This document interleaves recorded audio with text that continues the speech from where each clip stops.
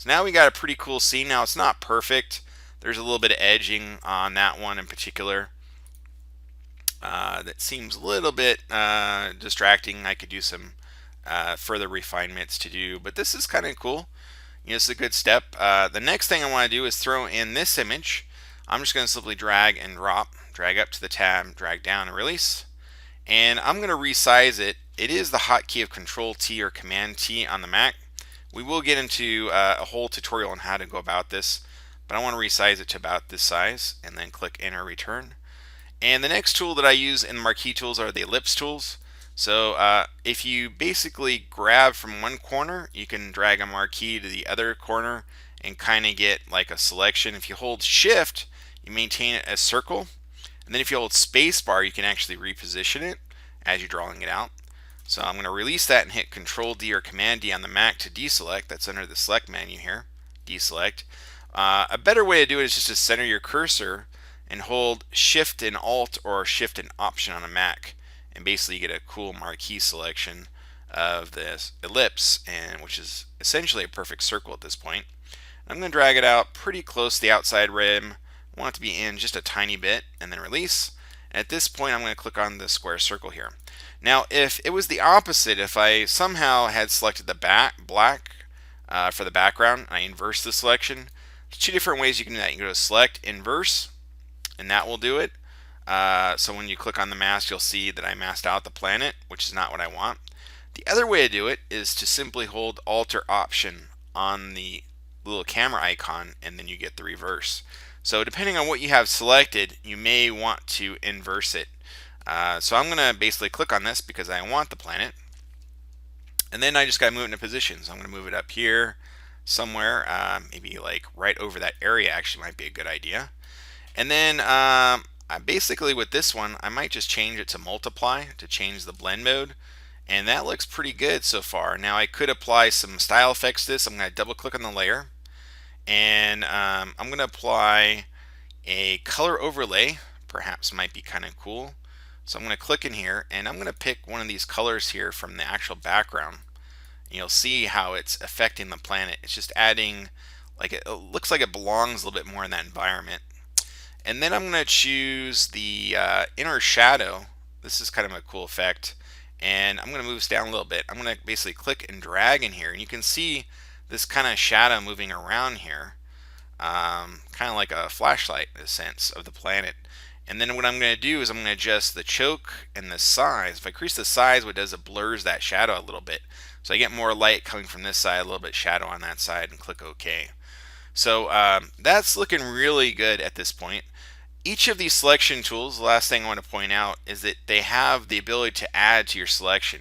So if you wanted to do something very strange, like designers will do this sometimes, they'll add a rectangle, hold the Shift key, and it's kind of like in Illustrator basically creating a compound shape of a sort through the Pathfinder command.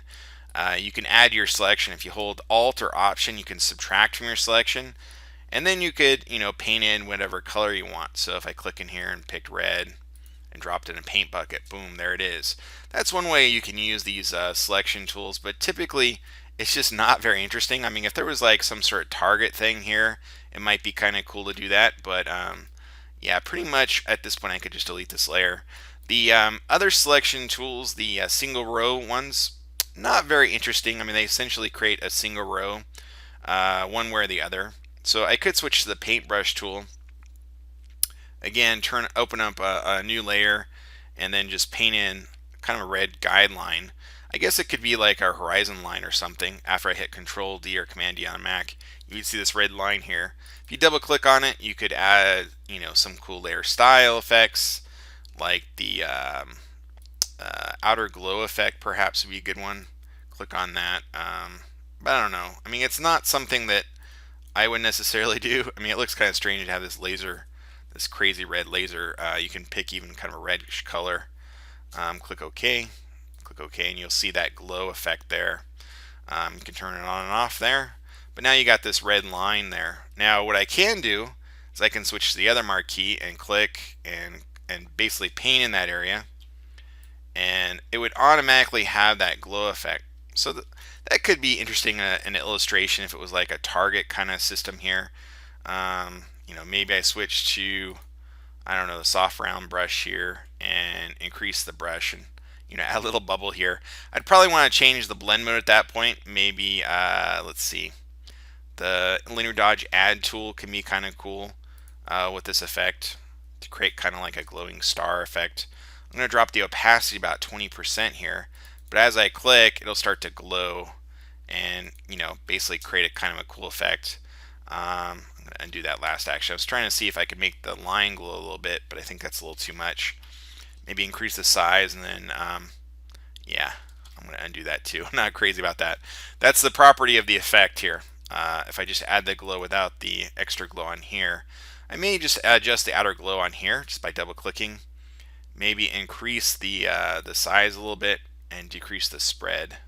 I don't know. It's something you can kind of play around with. You can also increase the opacity of that glow, make it a little bit stronger.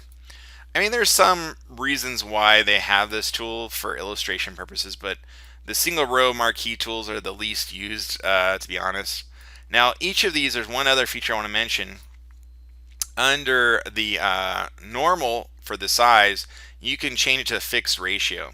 So you can put in, for example, a particular width if you want versus a particular height, like 2 by 1, for example, and it will always have that ratio. You can't ever, basically you can see here, it's always going to be a rectangle from that ratio there. And then you can switch back to normal. You can also use fixed size, and in here you can actually put in individual pixels. So right now it's set to 64 by 64. So as I draw it out, if I typed in, 200 by, looks like I have to highlight it first, then put 200. There you go. And then click in here, and then put 200 for pixels. As you click, you basically get the rectangle at exactly 200 by 200. Sometimes that can be useful because you want a very precise size. The only other thing I want to say is basically with the ellipse and the rectangular marquee tool, each of them will basically create a standard rectangle under the normal view. But if you want to make them either a square or a perfect circle, you just got to hold shift as you draw it out. That's the important part. Yeah, so like the ellipse here, if I hold shift, I get a perfect circle once I draw it out. And that pretty much covers everything. Have fun with the marquee tools, the marquee selection tools. They can be useful, especially with planets in outer space. We'll see you next time in Photoshop CC. See you soon. Cheers.